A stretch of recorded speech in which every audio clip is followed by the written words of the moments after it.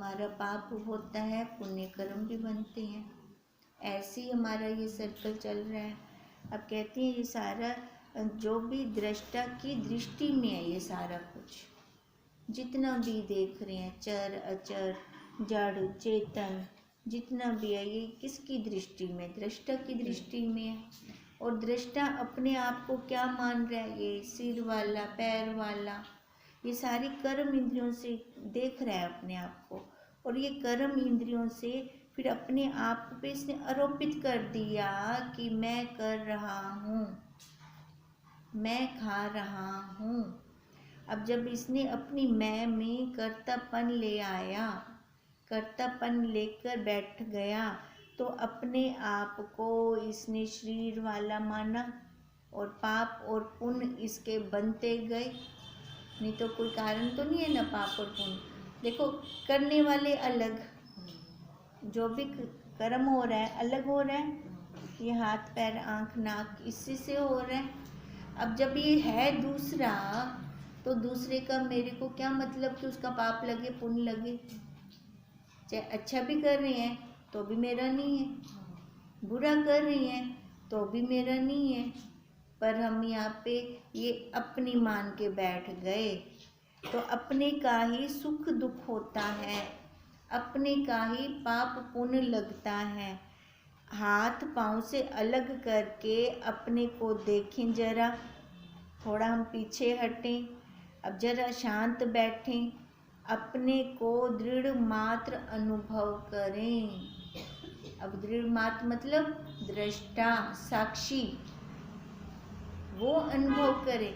इन इंद्रियों से पीछे हटें, थोड़ा हट के देखें, शांत बैठ के देखें, फिर दिखेगा हमें ये कर्म तो इसका है, मेरा तो है नहीं। अब जन्मों जन्मों से हम क्या मानते आए हैं, है ना, जन्मों जन्मों से। अच्छा चलो जन्म को भी छोड़ो, अभी इसी जन्म में देख लें कितनी दृढ़ता है अपने मैं पन्ने पे, ये संसार वाले मैं पन्ने पे, शरीर वाले मैं पन्ने पे। अब ये वाली दृढ़ता जब तक हटती नहीं है तो उस साक्षी का अनुभव कैसे हो?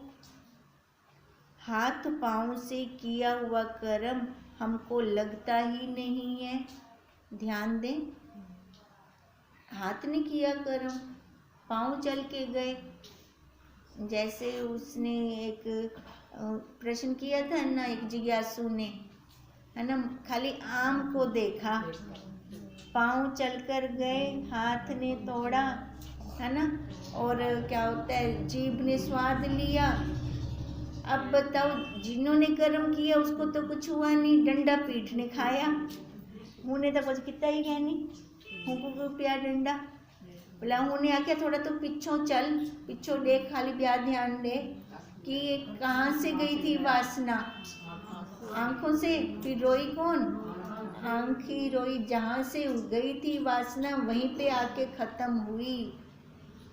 अब जहाँ से हम वासनाओं के साथ चलते हैं फिर संसार में आके पटके जाते हैं, फिर वहीं से हमारी फिर से यात्रा शुरू हो जाती है। अंतकाल तो होता ही नहीं है हमारा, चल रहे हैं ये क्रिया क्रम, कर्म चल रहा है, क्रम चल रहा है हमारा। क्रम कौन सा? आने जाने का। अब इसको रोकना भी तो है, इसको ख़त्म भी तो करना है। अब ये ख़त्म कब होगा? जब हम रुकेंगे, प्रांत काल होगा, सूक्ष्म शरीर का नाश होगा। और सूक्ष्म शरीर का नाश कैसे होगा? जब वासनाएं नहीं होंगी, इच्छाएं नहीं होंगी, जब ये ख़त्म होंगी, जब ये कर्तापन ख़त्म हो जाएगा। ये मैं कर रहा हूँ ना, इसी से ही हम आगे के आगे जा रहे हैं। हाथ पाँव से किया हुआ कर्म हमको लगता ही नहीं है। हम ना पापी हैं ना पुण्य आत्मा है। हमको अभी यह बात देखो बहुत मामूली सी लगती है, छोटी सी लगती है, पर ये बात छोटी नहीं है, विचारनीय है। विचार करें हम इस बात पे कि जो ये कर्म हो रहे हैं ना हाथ पाँव से या मन से, अंतःकरण से, ये मेरे नहीं है, मेरे ऊपर कोई असर ही नहीं डाल सकते। पर हम कितना कर्मों के पीछे भाग रहे हैं, कितना कर्म हमें गोते खवेंदे पेन कर्म। क्यों खिला रहे हैं ये कर्म हमें गोते इतना? क्योंकि मैं बन के कर रही हैं, इसीलिए गोते खा रही हैं। हम अपने को एक जाति वाला मान करके दूसरे जाति वाले से राग द्वेष करते हैं। समसत्ता में होता है ना राग द्वेष, विरोधी सत्ता में तो नहीं होता राग द्वेष। यदि हमको यह जाति अभिमान बाधित ही ना करे, उस साक्षी का कोई जाति है क्या? नहीं ना, उसका अंतःकरण ही नहीं है कि अभिमान भी करे वो। जाति किसकी? शरीर की। जिस जाति में वर्ण धर्म में ये शरीर पैदा हो गया, इसके ऊपर वही स्टैंप लग गई। चाहे वो किसी भी कोख की माँ, किसी भी माँ की कोख से निकला हो शरीर, स्टैंप कैसे लगा देते हैं ऊपर से? उसने नहीं भेजा स्टैंप लगाकर, पर ये हमने सबने अपनी जाति मान ली, फिर उस जाति का अभिमान भी किया। फिर मनुष्य की शक्ल में रहते हुए भी अभिनिविष्ट नहीं होंगे। मतलब अभिनिविष्ट मतलब हमारा राग द्वेष खत्म नहीं होगा। मनुष्य शरीर में है हम, पर हमारा ये राग द्वेष खत्म होना। क्योंकि कर्म कैसे बनते हैं? राग द्वेष से ही बनते हैं। हम अपने को पापी पुण्य आत्मा मान करके कितने दुखी सुखी होते हैं, है ना? कि दुख सुख कहाँ आता है? उसने मेरे को दुख दिया, है ना, मेरे से ये कर्म हो गया कि इसका भुगतान तो मेरे को करना पड़ेगा। ये फिर लेके बैठे ना हम, ये सूक्ष्म में आ गया ना हमारे अंदर। कहते हैं तू कर्म कर अपना। जैसे एक ऊपर है पहाड़ की चोटी पे, एक नीचे है, तो उसमें विरोधीपन आ ही नहीं सकता।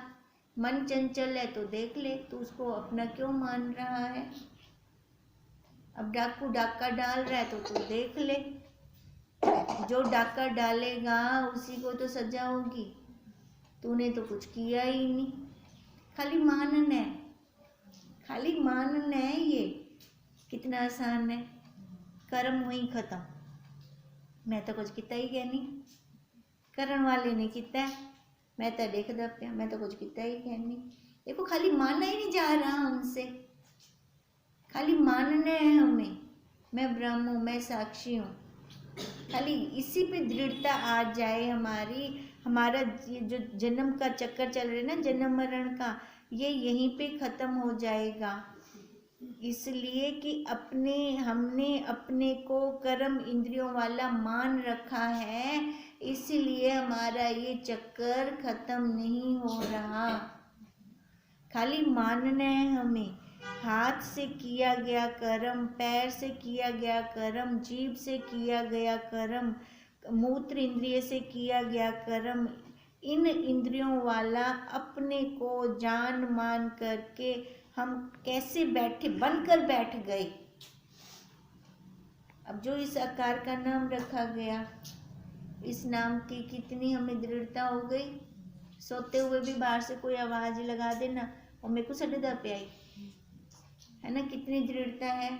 ये खाली इसी जन्म का है। हर जन्म में नाम रूप रंग रूप बदल रहा है, बदल रहा है, बदल रहा है। इसी जन्म की इतनी दृढ़ता, तो मानो यहाँ से हम अनुमान लगाते हैं कि पिछले जन्मों के संस्कार कितने होंगे, कितने ज़्यादा वाले होंगे वो संस्कार। तभी तो हमें आगे नहीं बढ़ने दे रहे। कहते हैं इसी नाम रूप वाला बन के बैठ गए तो फिर तो हम बिल्कुल ही करता है। कर्ता के अलावा तो दूसरे बन ही ना सके हम। कर्तापन के गड्ढे में गिर गए फिर तो हम। अब वहाँ से बाहर कौन निकालेंगे? गुरुदेव ही तो निकालते हैं हमें उस गड्ढे में से। अपनी तो हिम्मत नहीं है ना हम निकल सके। अपने को कर्ता मान लिया, पापी पुण्य आत्मा हो गए। फिर अब पाप के अनुसार नरक में जाएंगे और पुण्य के अनुसार फिर स्वर्ग में जाएंगे। कहते हैं स्वर्ग में देवता बनेंगे। फिर ये पुनर्जन्म में फिर आते और जाते रहेंगे। तो परेशानी तो है ना अमर होना दी, कितनी बड़ी परेशानी है ये आने जाने की। फिर हमें हम ज्ञान, इंद्रियों और मन इनको अपना मान करके भोक्ता बन बैठे। अब सबसे पहले हम ये भोक्ता का कर्तापन हटाएंगे तो भोक्तापन अपने आप हटेगा। जब तक ये कर्तापन है ना, तब तक भोक्तापन है। मैं कर रहा हूँ, मैं खा रहा हूँ, मर बोला खमदा पीता। नहीं तो देखो हमारे संतों ने, गुरुजनों ने कैसे छुड़वा दिया, खा भी गिनो तो उनका कर्म भी ना लगे। जरूरी आखने मैं खमदा पिया प्राण खमदे पे आखण विच क्या वेंदा, खाली इन्ना भी नहीं ध्यान विच रहिंदा। खाली ये ध्यान रखने की बात है बस। नहीं तो हम छोटे छुटाए हैं, कोई बंधन है ही नहीं हमें। आसान है कि कहना कितना आसान है ना। खाली ये ध्यान रखने की बात है। हर गल का ध्यान रखो ना, इंद्रियां कम करेंगे फिर मैं क्या करेंदा पे भला कहूं मैं करें, मैं कीता, मैं अब कीता। देखो जब इतना ध्यान, खाली इतना ही ध्यान दे दें हम कि यही काम कर रहा है, प्राणों को भूख लग रही है, हाथ चल रहे हैं, आंख देख रही है ना, जो भी मन सोच रहा है, मन के अंदर संकल्प विकल्प चल रहे हैं, बुद्धि निर्णय ले रही है करूं कि ना करूं, एता दूजाए ए मैं तो हाँ कहना, मैं कौन ना, मैं साक्षी। अब जो दूसरा कर रहा है उसको करने दो, है ना। बीच में हम जाके मरें क्यों, टक्कर क्यों मारें। अगर इतनी दृढ़ता कर लेना, अगला जन्म है ही कहना, यहीं पे खत्म, है ही नहीं आगे वाला जन्म। पर नहीं, हमने तो वो संस्कारों की रील बांध रखी है। कैसे घुमाते हैं अपने अंदर, कैसे चला लेते हैं अपने अंदर। जो चले गए छोड़कर उनको भी सच्चा और पक्का अभी तक मानने बैठे हैं हम। ही शरीर दाता आखना ही क्या। अब जो चीज़ है ही नहीं, समझ तो आती है ना, है ही नहीं, चली गई, संसार की थी, संसार वालों ने यहीं रख ली, रखनी भी क्या, उन्होंने भी चाहते पासे मारी। इन्नी दृढ़ता है, बाकी तेरी सांभ बास है, हमारी साम बैठेंगे बाकी एक तो चाहते पासे मार से, तो ही चंगा सा पहले क्यों ना पासे मार दियो, और जरा मारसन पे ये मन के अंदर से अपनी इच्छाएं वासनाएं ही तो है, मैं जकड़ी पड़ी है, मोह है हमारा, हमारी ये संस्कार है। हमें जिसने जकड़ रखा है संस्कारों ने। संस्कार क्या है, कोई ठोस वस्तु है क्या, है नहीं है ना, खाली कल्पना है, खाली कल्पना है। कल्पना के अंदर कितना हम मर रहे हैं, कितना दुख भोग रहे हैं, कितना दुख भोग रहे हैं, है ना। लानते न बुलाता, लानते पूरी चंगी तरह ते अपने आप पे खाली मन ही नहीं सकती, निकल जा नहीं मन सकते ऐसा कि मैं ब्रह्म हूँ, मैं साक्षी हूँ। खाली इतना मान के तो देखें कितना फायदा होता है। अब ये मानेंगे प्रैक्टिकल जब तक हमारा नहीं निकलता, सुन सुन के भले चले जाएं, काम नहीं बनेगा। मेन बात है प्रैक्टिकल निकालना। चाहे यहाँ पे हम 2 लाइनें पढ़ें, 2 शब्द बोलें, पक्की दृढ़ता के साथ जाएं यहाँ से घर हम, फिर तो बात हमारा काम बहुत जल्दी बन जाएगा। नहीं तो ऐसे रोज आए सुने जाएं, ये भी हम टाइम पास कर रहे हैं, फिर उससे कुछ बनने वाला नहीं है। अब इसलिए कहते हैं ये जितने भी कर्म इंद्रियां हैं, ये सारी हमने आरोपित कर रखी हैं। प्रीति और सुख दोनों अलग अलग चीज है। सुख में विषय नहीं होता और प्रीति में विषय होता है। अब बंधन का कारण क्या है, सुख और प्रीति। हम चाहते हैं सुख मिले, सुख मिले, सुख मिले, कहते हैं सुख में विषय नहीं है। अब सुख किनो भी मिल मने होंगे, कितने पर्टिकुलर आपको कोई विषय तो नहीं चाहिए क्या, क्योंकि हम सुबह से रात तक हमारी कोशिश यही होती है कहीं से भी मिल जाए, हमें सुख प्राप्त हो हमें, कहते हैं। और प्रीति में किसी के साथ लगाव हो गया, वहाँ पे विषय आ गया। अब ये विषय ही तो खत्म करना है। जब तक वैराग्य नहीं आता, वैराग्य नहीं बढ़ता हमारा, तब तक ये विषय खत्म नहीं हो सकते। ये संसार के विषय ये खत्म नहीं होंगे। सबसे पहले तो हम त्याग करना सीखें। त्याग करते हैं फिर उसका फल आएगा वैराग्य। तप का फल है वैराग्य। तप में हम किसी न किसी चीज का त्याग कर देते हैं। अब जैसे जैसे ये साधना काल का तप हो गया और सिद्धांत काल का वो स्वभाव हो गया, उस स्वभाव से हम वो स्वभाव हमारे सिद्धांत काल में आए। या बोला तो इंतजार करो कदण सिद्धांत बने अपना, कदण वो सिद्ध थी वे। अगर हम उससे छोड़ देते ना आगे फ्यूचर पे, तो वो स्लो स्लो चलेगा। फिर अगर हम कहें नहीं मैंने सिद्धांत काल अपना अब लाना है, मेरे पास टाइम नहीं है ज़्यादा, तो फिर वो दृढ़ता के साथ हम उसको प्रैक्टिकली करेंगे, अनुभव करेंगे। यहाँ से माँ वाक्य ले जाएंगे, घर में चबाएंगे। अब चबाने का मतलब क्या है? प्रैक्टिकली, क्योंकि हर घर में परिस्थिति आ रही है, हर घर में, क्योंकि ये पाप और पुण्य का शरीर मिला हुआ है। ऐसा नहीं है कि सबके पास पुण्य है और सबके पास पाप पाप है, ऐसा नहीं है। मनुष्य शरीर पाप पुण्य का मिश्रण है। परिस्थितियां भी आ रही हैं, सुख भी आ रहा है, पर अगर हम दोनों को देखने वाले बन जाते हैं ना, तो हमें ये बांध ही नहीं सकती, हम इनके बंधन में फंस ही नहीं सकते। दुख जागृत स्वप्न दो ही अवस्थाओं में रहता है, सुषुप्ति में नहीं होता, और सुख तीनों अवस्थाओं में होता है। जागृत स्वप्न में तो होता ही है ना, सुषुप्ति तो है ही वही, उसमें तो है ही वही।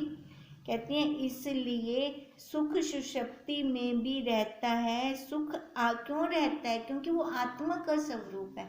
सुषुप्ति में सारा कुछ लय हो जाता है, पर अपना स्वरूप तो होता है ना। अब अपने स्वरूप का क्या उसका है रंग रूप, उसका क्या गुण है? सुख स्वरूप है, इसलिए सुषुप्ति में सुख रहता है। अब इतनी बात समझ में आती है। तो हम जो सुख ढूंढते हैं तो वो हमारी तो प्योर आत्मा का है, जिसको हमने आनंद नाम दिया। सुख हो गया विषयों का, तो वो विषयों वाला सुख आने जाने वाला, और जो अपनी आत्मा का आनंद है वो आने जाने वाला नहीं है। तो यहीं से हमें समझ आ जाए कि हमें चाहिए क्या? आनंद चाहिए। वो आनंद उधारा कहीं से लेना पड़ेगा, किसी से मांगना पड़ेगा? अपना आप है, हमारे पास है वो, हम किसी से मांगने की जरूरत ही नहीं है। पर कहते हैं कि वो सुख हम दूसरी वस्तुओं में ढूंढ रहे हैं, जो कि हम बिल्कुल ही गलत कर रहे हैं। दूसरी वस्तुओं से ढूंढ रहे हैं ना, क्योंकि हमें पता ही नहीं है, हमें ज्ञान ही नहीं है। ये तो हमें तत्वज्ञ गुरुदेव मिले, उन्होंने जाके हमारी आंखें खोली कि वो तेरे को किसी से मांगने की जरूरत नहीं है, तेरे पास स्वयं है। तो स्वयं वही प्रकाश स्वरूप है, आनंद स्वरूप है। कहते हैं भोक्ता सुख भोगने के लिए जाता है तो पूरी दुनिया का वो खोजबीन करके आता है कि मैं ही मालिक बन जाऊं, जहाँ पे भी जाऊं मेरे को ही सुख मिले, मेरे को ही सुख मिले। अब ये इच्छा किसकी? भोक्ता की, जिसने अपने आप को कर्ता मान रखा है, तभी तो उसको भोगने की इच्छा है ना। अब दुख तो नहीं भोगेगा, दुख तो कोई भी नहीं चाहता। अब वो चाहता क्या है? सुख चाहता है। कहते हैं हम चाहते तो हैं हमें सुख मिले, तो क्या मिल जाता है? हमारे कहने से मिल जाता है? हम कह दें मिल जाए, फिर उसी टाइम मिलेगा तो नहीं, मिलेगा तो वही जो हमारी प्रारब्ध में होगा। तो फिर चाहने से मिलना नहीं है, तो इसका मतलब कि और भी दुखी हो जाना है ना। इसका मतलब तो यही हुआ ना, हमारे चाहने से मिलना तो है नहीं, तो चाहना तो है। जो ये चाहना है ना, यही हमें दुख देती है, यही हमें रुलाती है। तो फिर वो भोक्ता सुखी कैसे? वो सुखी हुआ? कभी हो ही नहीं सकता सुखी वो। कहते हैं अगर चीज़ों को इकट्ठा करके हम सुखी होना चाहेंगे तो कभी सुख हमें मिलेगा ही नहीं, क्योंकि उन वस्तुओं के अंदर सुख है ही नहीं। अब इसका हम उदाहरण लेते थे ना, अब गुलाब जामुन बहुत अच्छे लगते हैं, पर किसी की एक्सीडेंट की खबर सुन ली अपने प्रियजन की, तो उसी टाइम ही वो गुलाब जामुन खट्टा हो गया, दूर हो गया। अगर वही हमें अच्छा लगता होता तो उसका स्वाद आता ना हमें, पर नहीं आ रहा ना उस टाइम, तो इसका मतलब विश्वों के अंदर सुख नहीं है। कहते हैं हम दुनिया के हीरे मोती सब, हाथी घोड़े, जितनी भी ऐशो आराम की सामग्री है सारी इकट्ठी करके ले आए कि यहाँ से हमें सुख मिलेगा। ये हमारा भ्रम है, ये भ्रांति है। एक तो इकट्ठा करने में हम दुखी हो जाएंगे, इकट्ठी वैसे नहीं होगी संसार की सारी वस्तुएं, और दूसरी हमें उनसे शांति भी नहीं मिलेगी। मानो किसने बहुत कड़ी मेहनत की, इकट्ठी भी कर ली, पहले तो इकट्ठी नहीं होंगी सारी सामग्री सुख की, अब मानो किसी की इकट्ठी भी होगी, उसको शांति नहीं आएगी, उसको टेंशन बढ़ जाएगी। कहाँ रखूँ मैं, कहाँ सांप के रखूँ, कहाँ छुपा के रखूँ, कोई चोरी ना कर जाए। कहते हैं ये लोभ मनुष्य का कभी उसको शांत रूप से बैठने ही नहीं देता। अपनी थाली में घी कम लगता है, दूसरे की थाली में हमेशा ही ज़्यादा लगता है, भले ही अपनी थाली में ज़्यादा क्यों ना हो। होता है, ऐसे होता है। कहते हैं ये क्या है, ये लोभ है हमारा, ये मनुष्य के अंदर का लोभीपना है। जब तक उसका लोभीपना खत्म नहीं होता ना, तब तक वो आगे नहीं बढ़ेगा, उसको असली आनंद का पता ही नहीं चलेगा।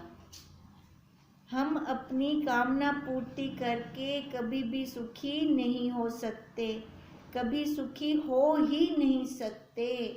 तो इसका मतलब हमें सबसे पहले त्याग करना है, किसका? इच्छाओं का, वासनाओं का, कामनाओं का, जो हमने बांध रखी हैं। अब देखो, अब घर में ही से सारे दंगे फसाद होते हैं, है ना। अब घर में कौन है, एक औरत एक मर्द, इन्हीं का ही आपस में टांटा नहीं खत्म होता। अब औरत कहती है कि मेरे का ही मेरी इच्छा पूरी हो, मेरी मानी जाए, है ना, जैसे मेरे मन की हो वैसे मेरा चले, वैसे कहना माना जाए। क्यों भाई, मर्द दा मन कहनी क्या उसका भी तो है ना, वो कहेगा मेरी मानी जाए। अब जब एक दोनों की नहीं होती तो क्या होते हैं, लड़ाई हो जाती है, फिर वो घर में फसाद मच जाता है। अब कहते हैं मर्द शब्द का संस्कृत में अर्थ है शत्रु का मर्दन करना। उसका नाम मर्द है, जो शत्रु का मर्दन कर दे उसका नाम मर्द है। अब शत्रु कौन है सबसे बड़ा? मन।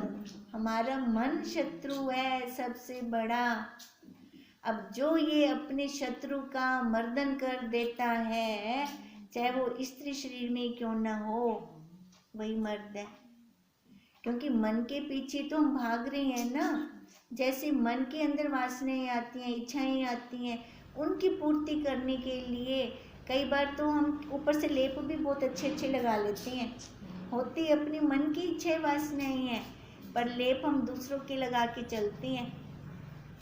अब जैसे प्रसाद लेना हो गुरुद्वारों में नानियों दादियों को ज़्यादा लालसा होती है, लेप किसका लग जाता है? बच्चों का लग जाता है ऊपर से, चाहे बच्चे को पता ही ना होवे मेरा नाम से प्रसाद आया होए। होते हैं ऐसे। देखो, अपनी इच्छाओं को, अपनी वासनाओं की पूर्ति के लिए हम कैसे लेप लगाते हैं। अब इसलिए कह रहे हैं मर्द का अर्थ है जो शत्रु का मर्दन करे, उसका नाम मर्द है। पर यहाँ पे तो उल्टा ही चल रहा है। यहाँ पर ये लड़ाइयाँ झगड़े क्यों हो रही हैं? अब मेरी मंदी नहीं पुगी वेंदी, मेरा नहीं कहा माना जा रहा। वो स्त्री कहती है मेरा नहीं कहा माना जा रहा, वो मर्द कहता है मेरा नहीं कहा माना जा रहा।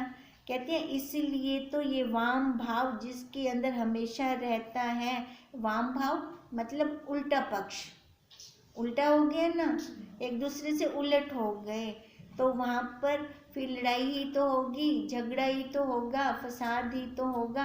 वहाँ शांति कैसे? शांति हो ही नहीं सकती। अब घर में एक को तो मर्द बनना चाहिए, एक का मर्द होना बहुत जरूरी है। अब जो हमारे पहले वाले बुजुर्ग कहते थे ना, मर्द दा होना बहुत जरूरी है, ਆਪਾਂ ਕਿਹੜਾ मर्द समझते हैं उनसे, हाँ जो शरीर आकार में हो, है ना, उसको मर्द कह समझते थे भी हुंदा होना जरूरी है। वो जरूरी नहीं है। मर्द कौन हो?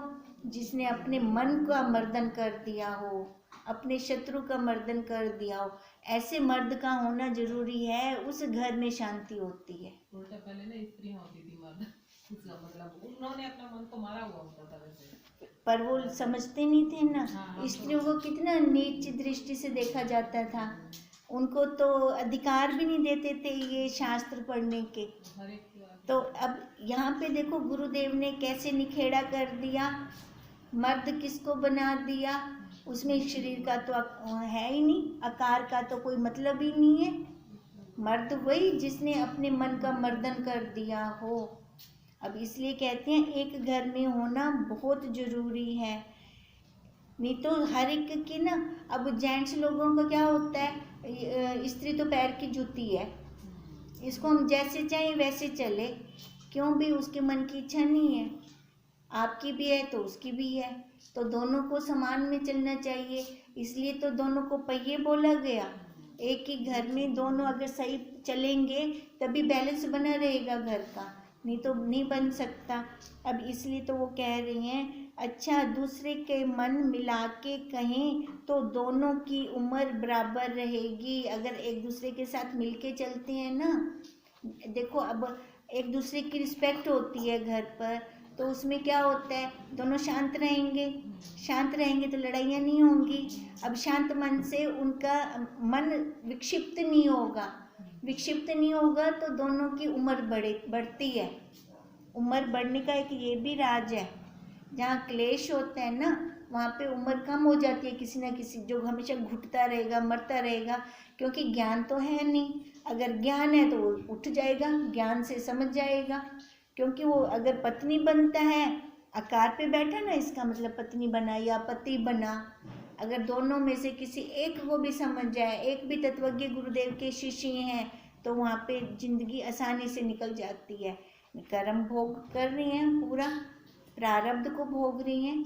अब इसलिए कह रही हैं कि दोनों के प्रारब्ध अलग, दोनों के संस्कार अलग, दोनों की आयु अलग, दोनों के श्वास अलग, दोनों के शरीर के उपादान कारण भी अलग। इतना कुछ अलग अलग होने पर भी हम कहें कि हमारे जैसे वो चले, हो सकता है? अब कोई पीछे से देवता योनि से आया हो और कोई चंडाल योनि से आया हो, राक्षस योनि से आया हो, तो कैसे वो बनेगा काम? नहीं बनेगा। या तो फिर अपना पुरुषार्थ हो, पुरुषार्थ होगा तो बन जाएगा, अगर नहीं है पुरुषार्थ फिर नहीं बनेगा। अब इसलिए तो कहे कि हम पति पत्नी हमेशा एक मन के रहेंगे, तो मन सहकर ही मिलाना पड़ेगा। मतलब अपने आप को उसके अनुसार, जैसे हम कहते हैं फ्लेक्सिबल बने, फ्लेक्सिबल बने, क्योंकि दोनों के गुण विचार नहीं मिलेंगे, कभी भी नहीं मिलेंगे। हम कहें कि दोनों की बहुत ज़्यादा बन जाएगी, हस्बैंड वाइफ जेडे गुण मिलेंगे और वो खाली ऐसे मन को चलावा देना है, गुण नहीं। देखो गुण मिलाते हैं, 36 में से मान लो 20 गुण मिल गए, 16 बुलावी तक नहीं मिले ना, है ना, 16 नहीं मिले ना, 16 गुण दी तो बुलावी एडजस्टमेंट थी से ना होगी ना, 16 गुण